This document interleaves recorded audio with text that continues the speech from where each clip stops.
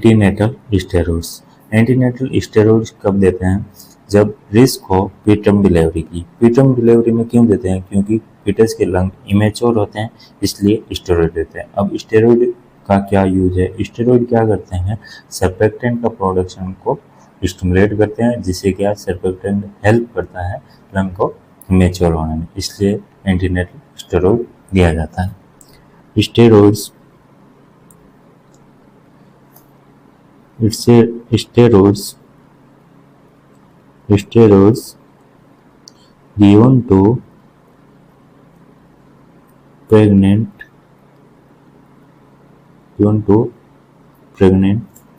woman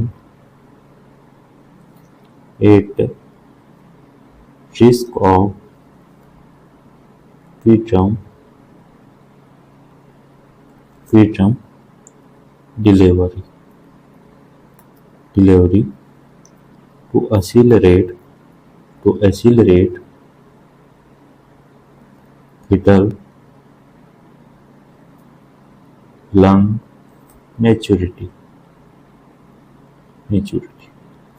steroid in case of the preterm delivery में दिया जाता है because of to accelerate fetal lung maturity. अब इसके बाद में हम बात करते हैं कौन कौन से स्टेरॉइड होते हैं जो हम कॉमनली यूज करते हैं। सबसे पहला होता है हमारा बीटा मेथासोन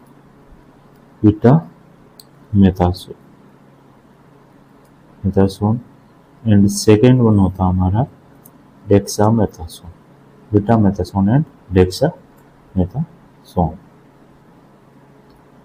इसके बाद में बीटा मेथासोन की डोज क्या होती है? बीटा मेथासोन की डोज होती है आपकी 12 मिलीग्राम।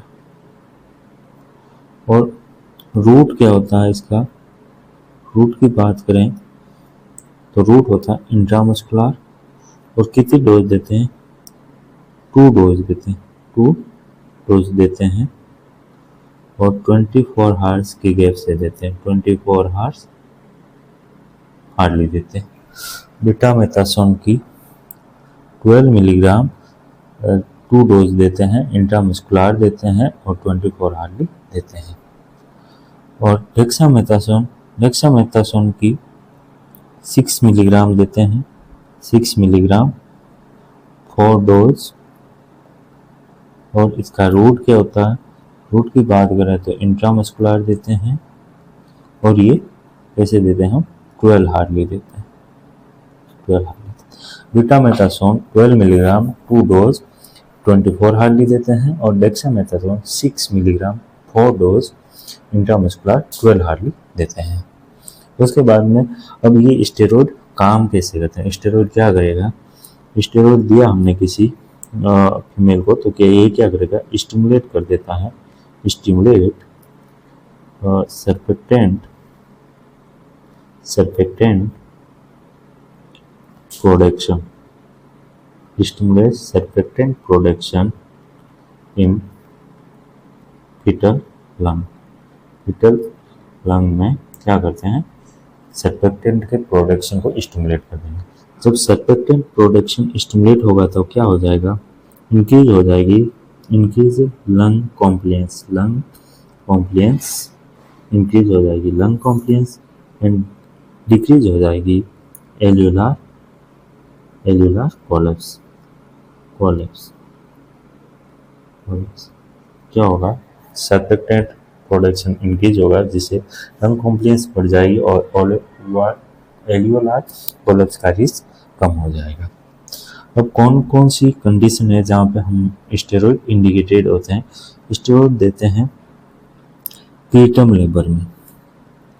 प्रीटर्म लेबर के केस में हम स्टेरॉइड यूज करते हैं। और second premature rupture of the membrane के केस में premature rupture of membrane. Premature rupture of membrane में भी हम स्टेरॉइड देते हैं।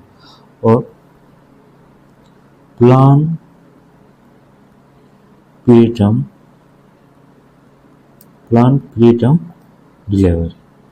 प्लान प्रीटर्म डिलीवरी के केस में भी देते हैं। प्लान प्रीटर्म डिलीवरी की बात करें तो इन एक फीमेल है जो प्री एक्लेम्सिया है, तो प्री एक्लेम्सिया केस में हम प्रीटर्म डिलीवरी कर होती है तो उसमें स्टेरॉइड देना पड़ता है। नेक्स्ट है बेनिफिट्स। स्टेरॉइड देंगे तो स्टेरॉइड से क्या फ़ायदा होगा? स्टेरॉइड देंगे तो क्या होगा? इंसिडेंस कम हो जाएगी रेस्पिरेटरी डिस्ट्रेस सिंड्रोम की, और क्या होगा? और इंसिडेंस डिक्रीज हो जाएगी, incident decrease of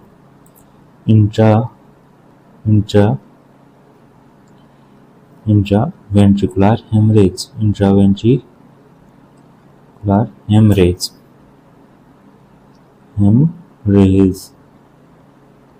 and decrease incidence of necrotizing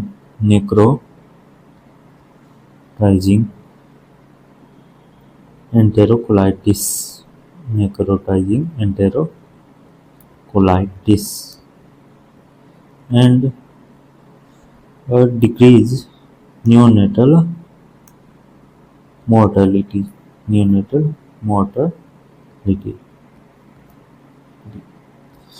indication देख लिया, बेनिफिट्स देख लिया, उसके बाद में कौन सी कंडीशन है जहां हमें स्टेरॉइड कॉन्ट्रा इंडिकेट होते हैं, नहीं देने होते हैं। इन केस ऑफ